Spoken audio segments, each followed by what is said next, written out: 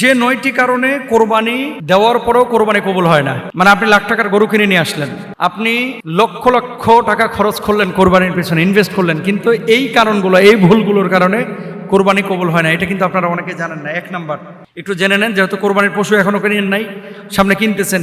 এই ভুলগুলো হলে আপনি যত মোটা তাজা, অনেকে তো 30 লাখ টাকা দিয়েও গরু কিনেন, আপনার কোরবানি কবুল হবে না। অনেকে 30,000 টাকা দিয়ে ছাগল কিনেন, কোরবানি কবুল হবে না। তারা 1 নম্বর, লা ইয়ানালাল্লাহু লুহুমুহা ওয়ালা দিমাউহা ওয়ালাকিন ইয়ানালুহু তাকওয়া মিনকুম।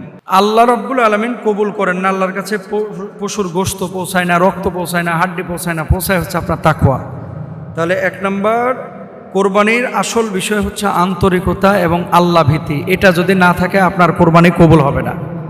আল্লাহ ভীতি এবং আন্তরিকতা আপনাকে নিয়ে আসতে হবে। এখন আল্লাহ ভীতি আন্তরিকতা কিভাবে নিয়ে আসবেন? গরু কিনলেন, 1000 গরু কেনার চাইতে একটা ফরজ নামাজ উত্তম। বুঝেন কথা, 1000 গরু কোরবানি দিলেন, কিন্তু একটা ফরজ নামাজ ছেড়ে দিলেন। ওই 1000 গরুর চাইতে একটা ফরজ নামাজ আপনার কাছে বেশি উত্তম ছিল।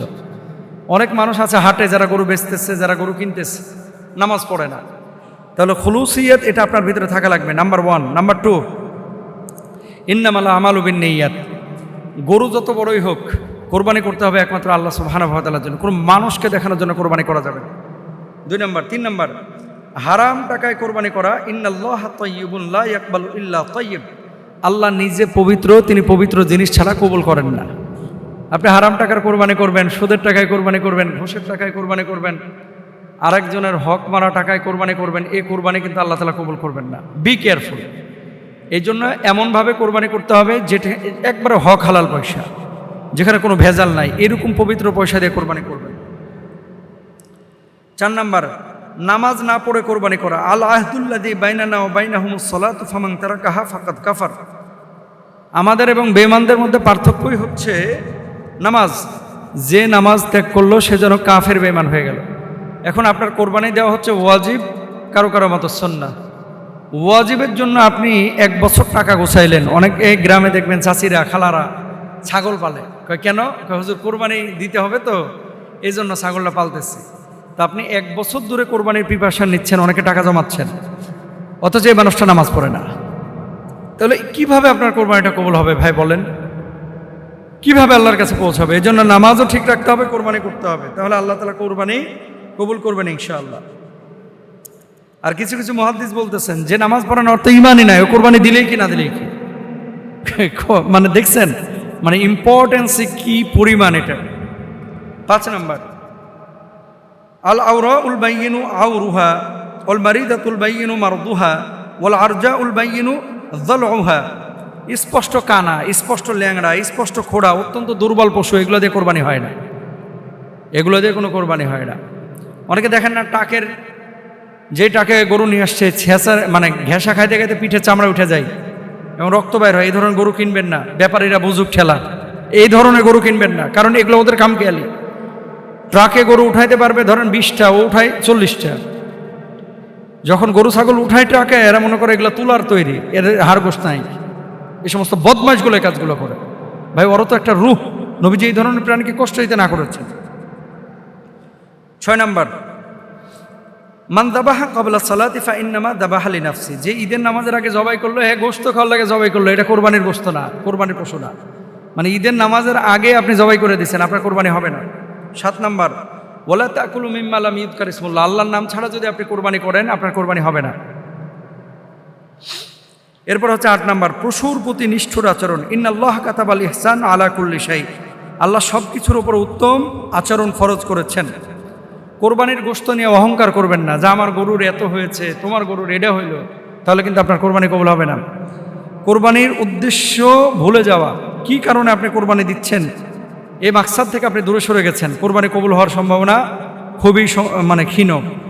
এরপরে আরেকটি কারণ রয়েছে, কোরবানির পশুর বয়স ঠিক না হওয়া। যেগুলো শর্ত আছে, যে ছাগলের বয়স 1 বছর অথবা 6 মাস, গরুর বয়স 2 বছর, হ্যাঁ মহিষের বয়স 2 বছর। তারপরে কোনো কোনো গরু আছে যেগুলো দেখতে খুব রুষ্টপুষ্ট, এগুলো 1 বছর পরেও কোরবানি করা যায়। কিছু কিছু মুহাদ্দিস বলতেছেন উটের বয়স হচ্ছে 5 বছর। এই যে শর্তগুলো, এগুলো কিন্তু আপনাকে মানতে হবে। শরীরে সমস্যা থাকা, কোরবানির চামড়া বিক্রি করে নিজের কাজে ব্যবহার করা, গরিব অসহায়কে ভুলে যাওয়া, এসব ক্ষেত্রে কোরবানিটা ত্রুটিযুক্ত হয়ে যায়। তো কিছু ভুল আছে যেগুলোর কারণে কোরবানি হয়ে যাবে কিন্তু পরিপূর্ণ হয় না, আর কিছু ভুলের কারণে, যেগুলো শুরুতে বললাম, আপনার কোরবানি কবুলই হবে না। বি কেয়ারফুল, আল্লাহ তৌফিক দান করুন। যেসব আলামতে ধরে নেবেন আপনার ছেলেটা বিপদগামী হচ্ছে, মানে ছেলেটা নষ্ট হয়ে যাচ্ছে, এমন কিছু সিমটম, সিম্বল আজকে আপনাদেরকে আমি বলে দিই যে আপনার ছেলেটা কখন বুঝবেন যে এই ছেলেটা নষ্টের দিকে চলে যাচ্ছে। এই আলামতগুলো একটু খেয়াল করবেন ইনশাআল্লাহ। কারণ আপনার জীবনে আপনার মূল অ্যাসেট হচ্ছে আপনার সন্তান। আপনার জীবনে মূল সম্পদই হচ্ছে আপনার সন্তান। সন্তান যদি ভালো থাকে, এই সন্তান আপনাকে জান্নাত পর্যন্ত নেবে। সন্তান যদি খারাপ হয়ে যায়, এই সন্তান কিন্তু আপনাকে জাহান্নামেও নিতে পারে। এর জন্য কিছু বিষয়ে বাপ মাকে, মানে প্যারেন্টিং, এটা আপনাকে বুঝতে হবে। সন্তান কখন ভালো হচ্ছে, কখন খারাপ হচ্ছে, এগুলো যদি আপনি বুঝতে না পারেন, আপনার সন্তানকে আপনি নিয়ন্ত্রণ করতে পারবেন না। আল্লাহ সুবহানাহু ওয়া তাআলা কি বলছেন? ইয়া আইয়ুহাল্লাযীনা আমানু কু আনফুসাকুম ওয়া আহলিকুম নারা, নিজেরা জাহান্নামের আগুন থেকে বাঁচো, পরিবারকে জাহান্নামের আগুন থেকে বাঁচাও। সন্তান আল্লাহ তাআলা আপনার কাছে আমানত রেখেছেন।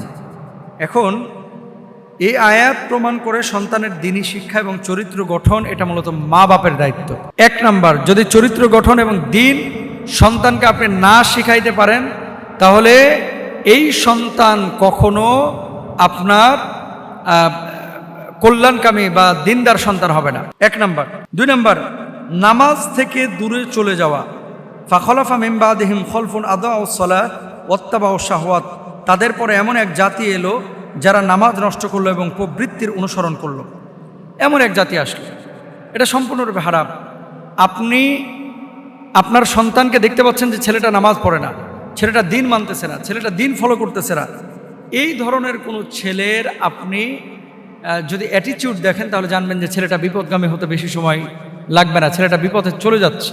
এরপরে গেল 2 নাম্বার। 3 নাম্বার, মোবাইল এবং ইন্টারনেটে অতিরিক্ত আসক্তি। একটা ছেলে যদি আপনার গেম নিয়ে বিজি থাকে, টিকটক নিয়ে বিজি থাকে, অশ্লীল ভিডিও, পর্নোগ্রাফি, রাত্রেবেলায় এই যে চ্যাটিং ফ্যাটিং, এগুলো নিয়ে যদি বিজি থাকে, এই ছেলের ব্যাপারে আপনি আশঙ্কা করবেন যে এই ছেলেটা নষ্ট হয়ে যাওয়ার সম্ভাবনা রয়েছে, নষ্ট হয়ে যাওয়ার সম্ভাবনা রয়েছে। তাকে যখন নামাজের কথা বলছেন স্যাত করে উঠতেছে, রেগে যাচ্ছে। দিন মানার কথা বলতেছেন, সে রেগে যাচ্ছে। ইসলাম মানার কথা বলতেছেন, সে রেগে যাচ্ছে। এই ছেলের ব্যাপারে সতর্ক থাকবেন। এরপরে 4 নাম্বার, হঠাৎ রেগে যায় এবং একাকী সে চলাচল পছন্দ করে, একাকিত্ব সে খুব বেশি পছন্দ করছে। এরকম যদি হয়, তাহলে এই ছেলেটার ব্যাপারে আপনি আশঙ্কা করবেন। বন্ধু বান্ধবের সাথে সময় দিচ্ছে বেশি, বাসাবাড়িতে সময় দিচ্ছে কম। যেমন পরিবার থেকে দূরে থাকতে পছন্দ করছে, রুমে একা একা থাকতে পছন্দ করছে, বেশি বেশি রেগে যাচ্ছে, কথা কম বলছে। হ্যাঁ, এগুলো হরমোনাল পরিবর্তনের কারণে অনেক সময় হয়। কিন্তু যদি দেখেন যে ছেলেটা একেবারে পুরোটা, তার মোটিভটা চেঞ্জ হয়ে যাচ্ছে, আপনি সতর্ক হন। ইয়াকুম আল কিযব, আল কিযবু আস-সিদকু ইউনজিবু আল কিযবু ইউহলিক। মিথ্যা মানুষকে ধ্বংস করে, সত্য মানুষকে মুক্তি দেয়। যদি ছেলেটা বেশি বেশি মিথ্যা কথা বলে, জেনে নেবেন যে এই ছেলেটা ধ্বংসের দিকে চলে যাচ্ছে। পরিবারকে সম্মান না করা। ফালা তাকুল্লাহুমা উফ, আল্লাহ তাআলা বাপ মার সামনে উফ শব্দ, মানে এমন কোনো আচরণ করতে না করেছেন যেটার কারণে বাপ মা কষ্ট পায়। এখন আপনি যদি আপনার এই ছেলে বা আপনার মেয়ে আপনাকে সম্মান না করে, কন্টিনিউয়াসলি আঘাত করছে, কষ্ট দিচ্ছে, তাহলে এই ছেলের ব্যাপারে বা মেয়ের ব্যাপারে সতর্ক হয়ে যান, সে বিপদগামী হয়ে যাওয়ার সম্ভাবনা আছে। লাইসাল মুমিনু বিত্তহানি ওয়াল লাআন ওয়াল ফাহিশ, মুমিন গালিদাতা অশ্লীল ভাষী হয় না। আপনার ছেলেটা যদি বেশি বেশি গালমন্দ করে, আপনার মেয়েটা যদি গালমন্দ করে, জেনে নেন মানে নষ্ট হয়ে যাওয়ার সম্ভাবনা আছে। সিগারেটের প্রতি এবং মাদকের প্রতি তার চরম লেভেলের আগ্রহ, নষ্ট হয়ে যাওয়ার সম্ভাবনা আছে। রাত জাগা এবং রাত করে বাড়ি ফেরা, সন্দেহজনক আচরণ, এগুলোতে বাচ্চা কাচ্চা নষ্ট হয় বেশি। পড়াশোনার প্রতি অনীহা, গান বাজনা, অশ্লীল কন্টেন্টের প্রতি আসক্তি, ইসলামী পরিবেশ অপছন্দ করা, এগুলো অপছন্দ করছে। ধরে নিতে পারেন ছেলেটা আপনার নষ্ট হয়ে যাওয়ার সম্ভাবনা আছে। এর জন্য কী করতে হবে? বাপ মাকে ওগুলো বুঝতে হবে, বোঝার পরে নিজে ওরকম একটা পরিবেশ তাকে দিতে হবে ছোট থেকে। যদি দিতে না পারেন, তাহলে এগুলো ধ্বংসের মধ্যে আপনার ছেলে পড়ে যেতে পারে, আপনার ছেলেটা বিপদগামী হতে পারে, আপনার ছেলেটা বিপথে চলে যেতে পারে। এজন্য ছোট থেকেই কাঁচাই না নোয়াইলে বাস পাকলে করে ঠাস ঠাস। প্রত্যেকটা বাপ মার উচিত ছোট থেকে বাচ্চাদেরকে এইভাবে টেক কেয়ার করা। আল্লাহ বুঝদান করুক, আমিন।